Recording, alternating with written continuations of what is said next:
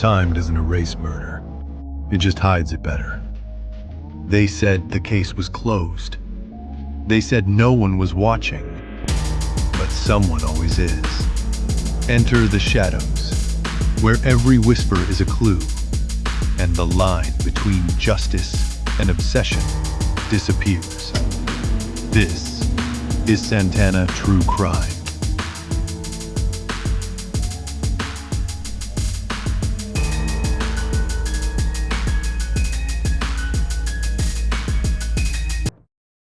Welcome to Santana True Crime. Tonight we've got Vic Ferrari on. Vic is a former NYPD detective and author. Vic, welcome. Thank you so much for having me on your show. I really appreciate it. So Vic, I know that you've done a lot of things. You're not just an author, you also have a podcast, and I believe you did 20 years with the NYPD. Is that right? Yeah, I did 20 years with the NYPD. My first 10 was a patrolman, and my last 10 as a detective. Well, let's talk about I feel like the NYPD is this iconic department that so many shows have been made about, as well as books, and I appreciate that you've done some books as well. Let's talk about that first time when you went to the New York City Police Academy. Can you tell us about what that experience is like? Yeah, the NYPD, we hire in bulk. So I was in what was considered a larger to mid-sized class. It was 1,200 recruits. So you had 600 people going in on the 4 to 12 shift in the academy, and then you had 600 people going in on the day tour shift. And then there was another class. There was an April class in there because I came on in July. So you probably had about 1,500 or 1,600 people all in the police academy at any given time. I didn't find, I was 21 years old when I went into the NYPD. I was working at a supermarket. I was in good shape, but I wasn't like Navy SEAL shape. I didn't find the physical training that difficult. The funny thing about the police academy is all they tell you in the police academy consistently is don't believe what they tell you when you hit the street. The old timers are going to get you in trouble. You got to do things by the book. And then the second you hit the street, the old timers tell you, oh, the police academy is full of shit. This isn't the way. The street doesn't work like they teach in the police academy. You got to follow what we tell you. So I feel like that's kind of across the board true. I was in the Raleigh Police Academy, and I went in 2005. And I used to tell guys that the academy trains you to be a police officer, and then the streets and field training makes you a cop. And so when you're looking at these large classes, is it run more like a college, or do they do a hybrid military style? Are they yelling at you and calling you a shitbird and making you drop, or are they just kind of soft hands in you? We want to get everyone through. I would imagine, now 38 years later, but when I went, times have changed. But when I was there, it was run pretty much paramilitary. Every day there was a couple of inspections. You couldn't come in with a wrinkled shirt. Your hair couldn't touch your collar. Your hair couldn't touch your ears. Your uniform had to be immaculate. And you carried in your top pocket these orange cards, index cards. They were called star cards. So if you got a star card pulled, you had to go up to the 6th floor, I think it was, and talk to this lieutenant. And if you started getting those cards pulled, they didn't mess around. You could and would get fired. If you did, too many stupid things in the police academy. And what people don't realize is in the NYPD, I don't know what it is now, but back then it was 2 years probationary period, and they could fire you for anything. So they could hire you, and something comes up in your background investigation they don't like, you're gone. Same as, if you're screwing up. So yeah, there was a push to get you through, but there were people that didn't make it in the academy. But I didn't, just as a regular kid, I didn't find it that difficult. Were there any fuck ups in your class, like guys that you knew just wasn't going to make it, or? Oh, yeah, absolutely. Well, they made it, but there were a couple of overweight females that let's just say they catered to them as far as they couldn't do the runs or they couldn't do the push-ups. So there was a little shaming them, but not much. And, they basically, you give somebody enough opportunities, eventually they'll get over that wire. So when you graduate from the academy, I assume there's a field training portion. Where can you explain that process? It's since changed, but in my time, every borough had what was called NSUs. So, for argument's sake, well, New York City Police Department has 77 police stations spread out across the 5 boroughs. So I went to the Bronx. The Bronx has 12 precincts or police stations. So back then there were 3 zones, and each zone had 4 precincts in it. So what they did was there were 3 NSUs, neighborhood stabilization units. So in my class, 30 of us went to NSU 7, which was the South Bronx. The South Bronx, like I said, there was 4 precincts. So every day you come into work, and they basically sprinkled us on foot posts in the South Bronx, and it was baptism by fire. So you had to learn quickly to listen to that radio, and the radio in New York jumps.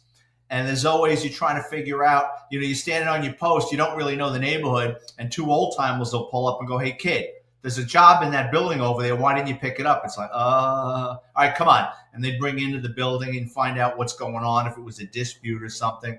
So you were on foot quite a bit. I remember being on Fulton Avenue along the Cross Bronx Expressway, and it was all burnt out abandoned buildings. It was crackheads. This is like 1987. So you're in the throes of the crack epidemic, and there's crackheads walking by with shit that they stole. And I'm like, no one's speaking English. Now, I took remedial Spanish in high school, but I didn't really know Spanish, and I had to learn Spanish quick. In addition to the foot posts, we had several sergeants, and every day a sergeant would take 2 rookie cops, put them in the radio car, and they would respond to jobs or calls. And they would pick up the shittiest jobs, DOAs, missing children, because they want you to learn these things, that you have so much of an idea of what you're going to do in 6 months when you go off to a precinct by yourself. So that was interesting. And I always tell the story. I was on foot one time, and the sergeant goes, "Oh, I got a job for you." And I was like, "Oh, cool." Puts me in, and I think I'm going to be driving around with them for the day. He took me to the scene of a homicide. Well, they didn't really know what it was. It was a guy died in his apartment, and the guy died, kind of fell over his coffee table, and next to his hand was a small caliber handgun. He was dead, and it looked like he had head trauma. So they couldn't figure out what was going on. And I sat in the apartment. It's called sitting on a DOA. So in New York, when someone dies, the cops respond, and it could be a 90-year-old woman, or it could be an infant. The police stay there until the medical examiner shows up, which can take hours because people are dropping dead in the 5 boroughs all the time. So you could be sitting with a DOA for 12, 13 hours while the person's decomposing in the apartment, or has decomposed in the apartment. And I'm in this apartment, and the detectives show up, and they start. It was interesting to watch. So the detectives went through the apartment quick. Then they went downstairs, and they started canvassing. They started talking to neighbors. And it turned out the guy that was dead in the apartment, earlier that day, or the previous day, he was working on his car. And he got into an argument with the neighbor. And while he was on his hands and knees, I think his door wasn't lining up. The neighbor grabbed him by the hair and slammed the car door on his head a couple of times. Yeah, it really gave him some massive head trauma. So he didn't call the police. He went back up to his apartment, retrieved a gun. He was going to go downstairs and settle it in street court. So what winds up happening is he had a brain hemorrhage, and he fell over the coffee table and dropped the gun before he was able to make it downstairs and kill the other guy. So they tracked down the other guy. "Did you have an argument with Julio?" "Yeah." "Did you happen to slam his head in a car door?" "Well, yeah." And they wound up locking him up. So these are just some of the things that I would run into as a rookie cop. Did you feel prepared when you did go to a precinct for the first time, and No, you got not the at training all. wheels off? No, not at all. And I always wanted to be a member of the New York City Police Department. I grew up in the 70s watching Adam 12, Hill Street Blues, the French Connection, the 7-Ups, the Rockford Files. I mean, I wanted to be a cop since I was 5 years old. And I had a buddy of mine who got hired a year earlier. So I kind of had an idea of how things worked. But then once you get in there, it's just totally different. No, I remember saying to myself, there is no way I'm going to be able to pull this off for 20 years. Like, it was just so overwhelming. But over time, you start learning things. And if you got, anything on the ball, you figure it out. So you were a line officer for 10 years. What was the Well, process, right? I wasn't in uniform for my first 10. I was only in uniform 5 of my first. I only did 5 years in uniform, barely. After my Okay. field training, I went to a South Bronx precinct, and they filmed. If you ever saw the 1980 or 1970s movie Fort Apache, The Bronx, that was about the old 4-1 precinct in the South Bronx. But they actually filmed it in the 4-2 because the 4-1 was Fort Apache. It got all burnt out, and they started calling it Little House on the Prairie. So I wound up going to the 4-2, and it was weird because it was all burnt out buildings. And the 4-2 was a dumping ground for guys that had screwed up in other commands, alcoholics, drunks, wife beaters, a lot of Vietnam guys that just really weren't willing to conform. And then rookie cops who didn't know anybody. I mean, my father wasn't a chief or a sergeant or a captain. My father was a butcher. So I just went to the 4-2. And after about 9 months of that, I was like, no. This is depressing. Like Billy Joel should make a song about this place. So I put in for a borough task force figuring, okay, I can drive around the whole borough. Well, I go to that and they're like, you know what, kid? Guess what? You're going to the DUI unit. And I never wanted to put my hands on drunks. And I did that for 2 years. And that anyone that's dealt with drunks, there's no winning. They cry, they fight, they piss in the backseat of the car. I wound up doing that for 2 years, a year and a half. I said, screw that. I went back to another precinct, made a lot of arrests. They put me in a plainclothes unit, so I was doing pickpockets and robberies and burglaries.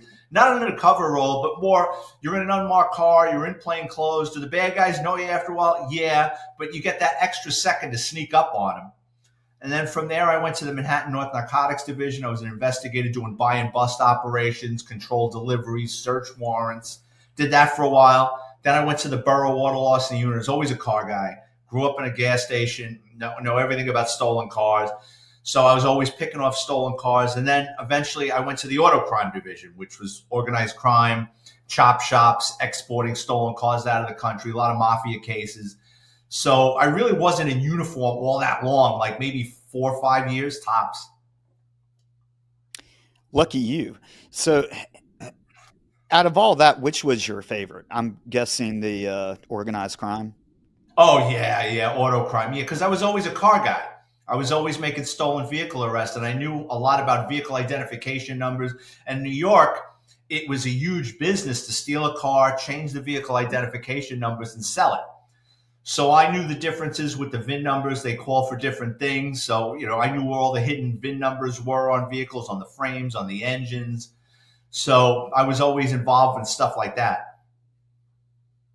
Are your guys, when you're working in units like that, are you responding more to calls and doing your own investigations, or are you doing any undercover work?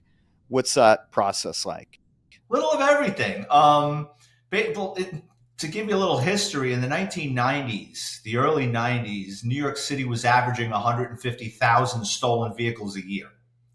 So you drove around with a computer car, we used to call it the lottery machine, and you just start punching plates. And you knew what to look for: broken vent windows, dirty license plates on a clean car, overdue rentals. You were off to the races if you ran enough license plates. So when I went to the auto crime division, we would pick off the garden variety, pain in the ass car thieves like the junkies and the teenagers that stole cars. But our mission really was the chop shops, the guys running the chop shops, the guys exporting stolen vehicles out of the country. So we did a little of both. We made our arrests, but we also worked on cases. Okay. So out of all that, you said that you're working in organized crime as well attached to that. Was there any particular families or groups that you can name that you were going after? Yeah, well, I mean, back then, the mafia, the five families of the five families were all involved heavily in the stolen vehicle industry. They owned the chop shops. They owned off-site chop shops, and then they owned licensed New York State salvage yards and junkyards where stolen cars would go in and they would chop up cars. Then we had other ethnic groups. It wasn't just the Italians, the Dominicans. We always used to say we didn't know how the Dominican Republic didn't sink because of all the stolen cars and heavy equipment they would ship out of the country. I worked on a case with Asian nationals that were involved. You had Chinese guys shipping up to 30 stolen vehicles a month to Shanghai. So, Oh, wow. and then we had Jamaicans and guys from the islands sending stuff to Jamaica and Barbados. So anybody who's got contacts in another country that would throw a stolen car in a shipping container. The Africans were big with that, shipping stuff to Nigeria. So New York, it's a melting pot, and everybody's got their finger in the melting pot. Now, are you working on a task force? Because if you're from like a jurisdiction standpoint, if it's getting put on a cargo ship and shipped overseas, at what point does your investigation kind of end and you need to pass that along to someone else? Or do you have other agencies involved? Depended on the case. I mean, we were pretty big and we had a good working relationships with customs. But let's say, for argument's sake, the Dominican Republic. You're not going to find somebody in the Dominican Republic that's going to help you.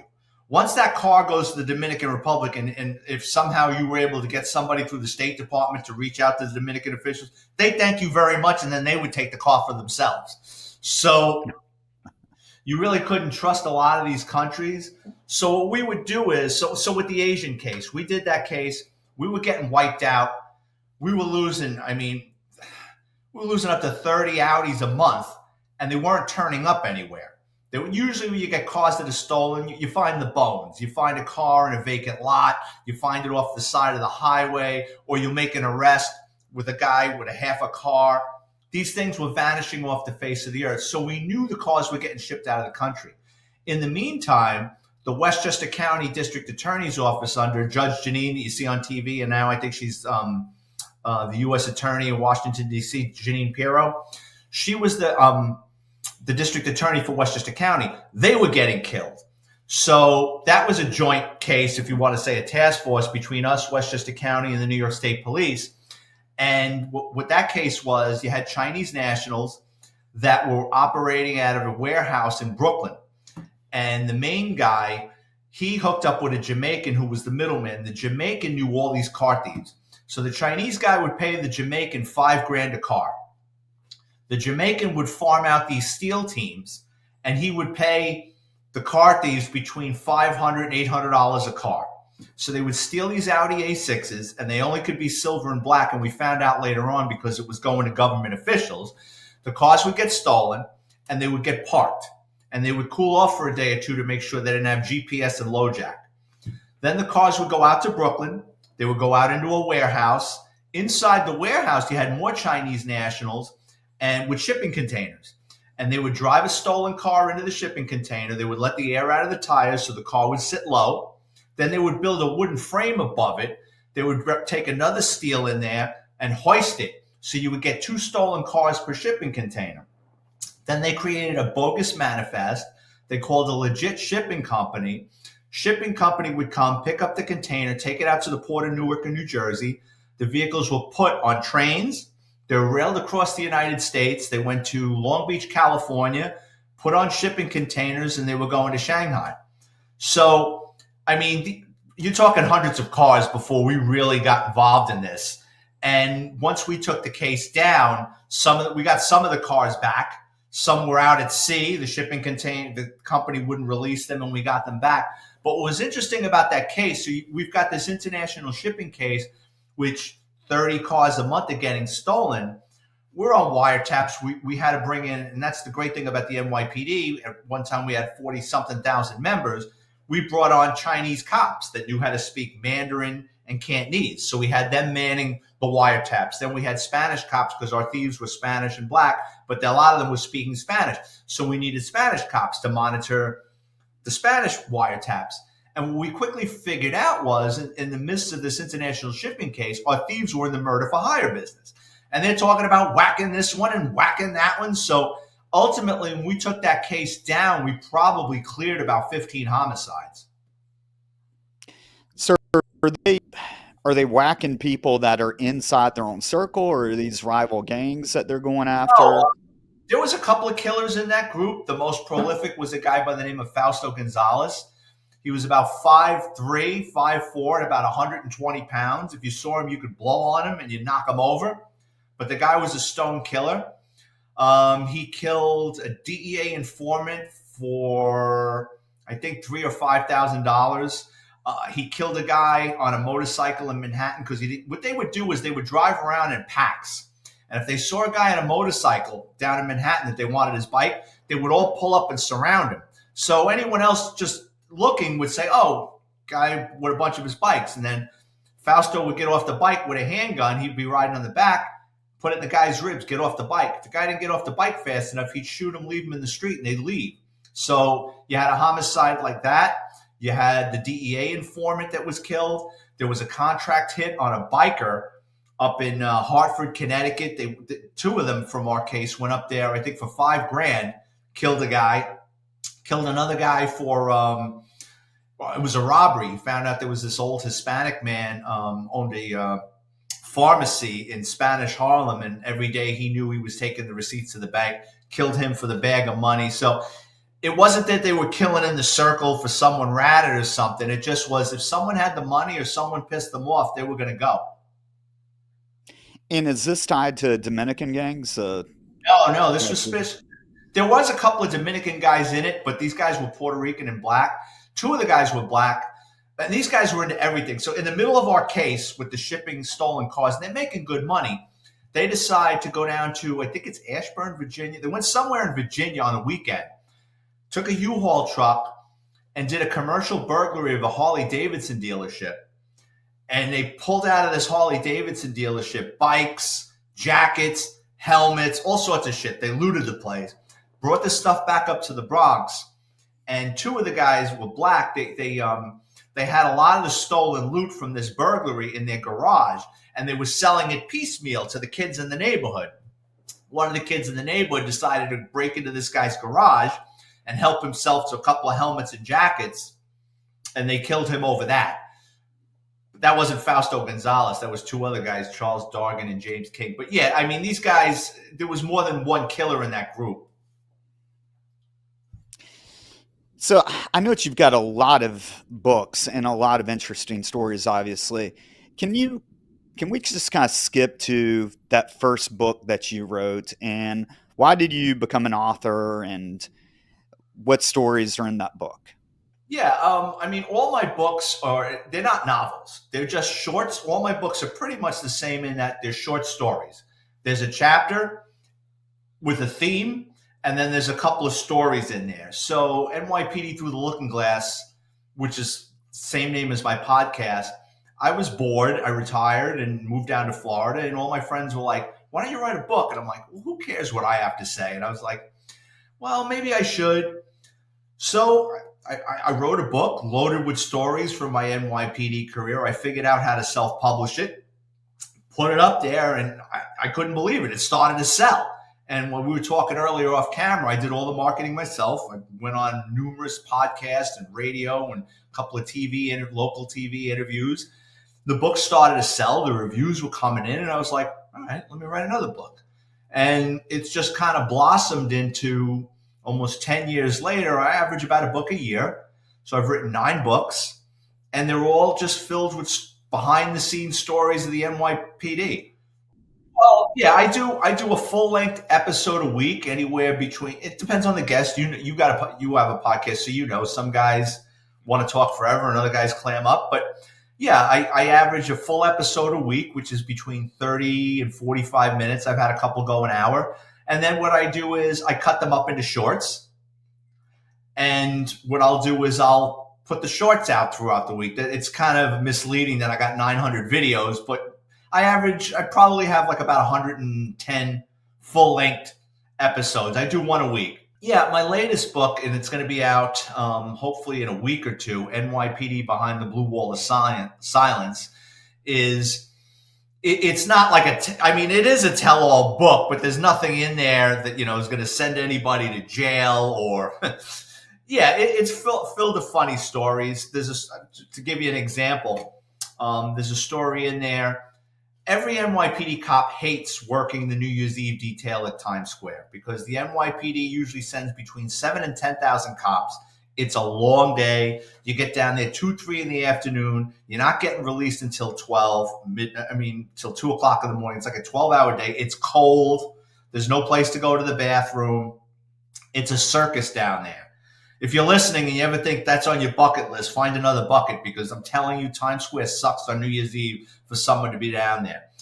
And what winds up happening is the NYPD, you get that assignment literally the day before or 2 days before, because you get all these cases of blue flu. Guys start going sick. Guys start pulling fast ones because they don't want to work New Year's Eve. So my friend got approached. He was a sergeant in Midtown Precinct. Got approached by his sergeant. He goes, "You got to go down there."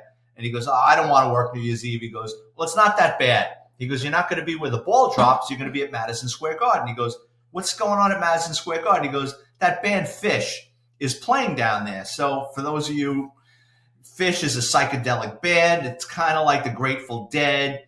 A lot of its followers, it's got like a cult-like following. Anyway, my friend's working down at Times Square on New Year's Eve in front of Madison Square Garden. He gets 8 rookies. He's like, great, because rookies do what they're told. They're not going to disappear. They're going to be out there all night. He doesn't have to go looking for them. He doesn't have to worry about them coming back drunk.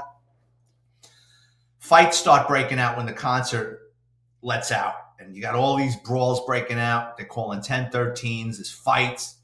So they call in the mounted cops. And the NYPD's mounted unit does a hell of a job, because when the horses come in, you either get out of the way or you get trampled. Or when those horses start turning sideways, if you don't get out of the way, it's going to knock you right on your ass. So the mounted cops came and basically cleared out all these Fish rioters, sent them on their way. So one guy got knocked on his ass. He tore his pants and he was high. And he walks up to a mounted cop who's sitting on his horse, and he's cursing at him like, hey, you knocked me down. And the mounted cop really didn't care. The guy takes a step back and, like blazing saddles, like Mongo, punches the horse in the side of the head. Well, the horse doesn't move. The mounted cop reaches for his stick. He's about to give him a wood shampoo and smack him on top of his head. Across the street, you got a bunch of sanitation workers who were there to pick up after the horse and clean up the confetti. They come running over and they beat the crap out of this guy that punched the horse. Like 4 or 5 sanitation workers just jump on this guy and they're beating his ass, right? Then another Fish fan tried to intervene, and a guy picked up his broomstick and gave him a crack across the back of the head and sent him into Penn Station, right? So they drag this guy and they dump him in the curb, right? Now, the sanitation guys want nothing to do with this. They disappear into the crowd. The mounted cop doesn't want to get stuck with this bullshit collar. He yells, "Hi-ho, Silver," and he takes off, right? So you got this deputy inspector that kind of catches the tail end of this beat down, and he goes running over to my friend who's a sergeant. He goes, "Sergeant, did you just see that?" My friend's like, no, what happened? He goes, that guy just got the crap kicked out of him. So my buddy's like trying to play it off like he doesn't know what's going on. So the deputy inspector kneels down into the curb and says, "Son, who did this to you?" And the guy turns around and tells him to drop dead. So the inspector goes, "All right, Sergeant, just fill out an aided card." So my buddy is like, "Okay, where do you live? You need medical assistance?" And the guy goes, "Man, I got to stop dropping acid." My friend goes, "What are you talking about?" He goes, "I just hallucinated all this wild shit." He goes, "What are you talking about?" He goes, "I don't know. My hand hurts. I think I imagined a bunch of sanitation workers beat the crap out of me." He goes, "I wound up in the curb." So my friend's like, "Don't worry about it. They sent him out to New Jersey. They put him on a PATH train and sent him over to New Jersey." So shit like that used to go on all the time. Well, and a lot the horse. What's that? Oh, all the time. Oh, shit, yeah. I mean, I worked New Year's Eve in Times Square probably 17 out of 20 years. I worked the Washington Heights riots in 92. I worked the Crown Heights riots in 91. Crowds all the time. Because even though you're in organized crime, they'll pull you for whatever you're doing. It's the needs of the department. Hats and bats, that's what they call it. Helmets and nightsticks, hats and bats. Go out there. Yeah, no, they throw us in uniform at the drop of a hat and send us into something. No, things have changed over the years. Like when I first got hired, you got a nightstick, wooden nightstick.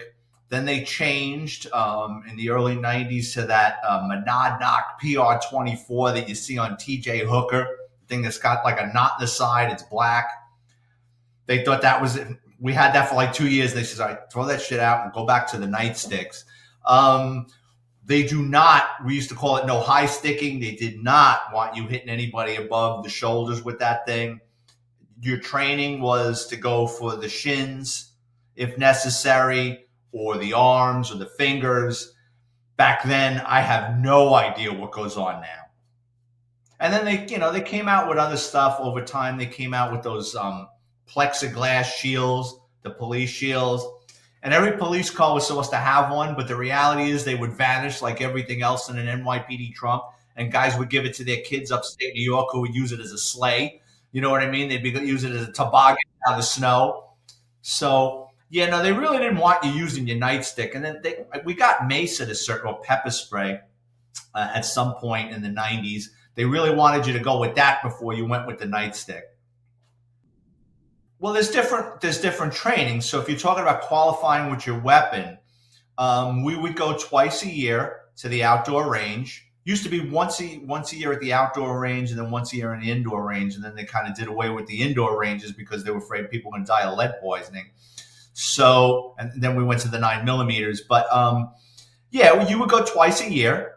The NYPD would qualify probably about 200 members a day. You would go out to Rodman's Neck, get there early in the morning. They wanted you by 7. And, depending on what relay you were in, you got a box, 2 boxes of ammo, two boxes of full metal jacket for the 9mm. With the 38s, it was the wad cutter. And your first 50 rounds was at 25 yards, 15 yards, and I think 5 or 10. And the first box of rounds was practice.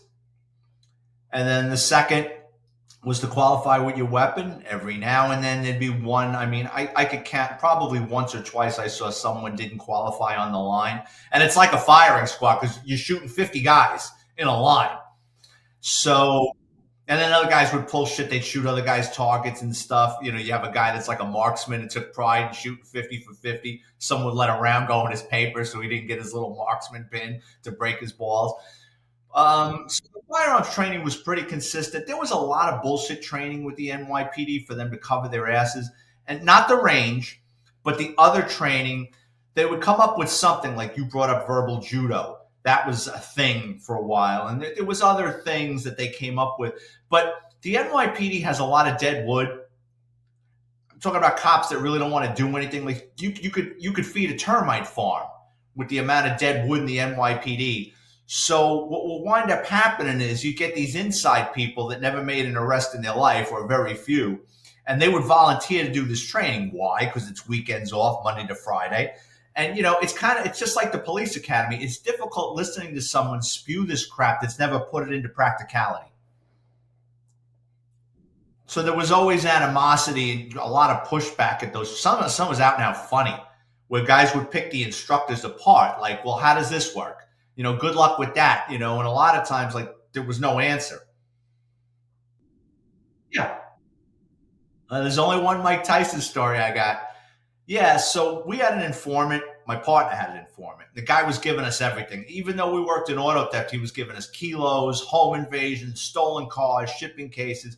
He called us one day. It was on a Monday, and he said, Horatio, who was this car thief who's no longer with us, stole Mike Tyson's motorcycle. And I go, what are you talking about? He goes, Horatio saw him on the West Side Highway. He followed him. He went down to the Javits Convention Center. I think there was a boat show or a car show. Tyson got off his Ducati, which back then was like a $35,000 Italian motorcycle. I don't know what it costs now. And he went into the Javits Center. Horatio jumped on Mike Tyson's Ducati, broke the ignition, drove the bike up to Washington Heights. We're like, where's the bike? He goes, it's in his apartment. Great. Give us the apartment number. We're going to get a warrant and kick down his door. He goes, well, the bike's in parts. We go, what are you talking about? He goes, he's got a couple of stolen motorcycles in his apartment. He takes them apart. He bubble wraps them. He puts them in crates. He's going to ship them to the Dominican Republic. He goes, I'll call you when I find out the shipping company. I said, great. A month goes by, totally forget about it. I remember it was in the winter, and I was watching a football game. It's like 4:00 on a Sunday. My partner calls me. He goes, you want to make overtime? I go, what are you talking about? He goes, those bikes, Mike Tyson's bike, it's going. I go, where? He goes, the Dominican Republic. I go, where? JFK, Newark or Red Hook, Brooklyn. I thought it was going on a shipping container. He goes, no, it's going, they're air freighting it from JFK. Great. Went out to JFK, the shipping company. Who shows up with a stolen van with a bunch of motorcycles in crates? Horatio and a couple of guys locked them all up. My partner actually dealt with Mike Tyson, who was not happy because if you have fire and theft or comprehensive insurance on car or motorcycle, when it gets stolen, the insurance company, if it gets recovered within 30 days, you get it back. The insurance company will pay for the damages or have it put back together, but it's yours. If the theft goes more than 30 days, they pay out the claim.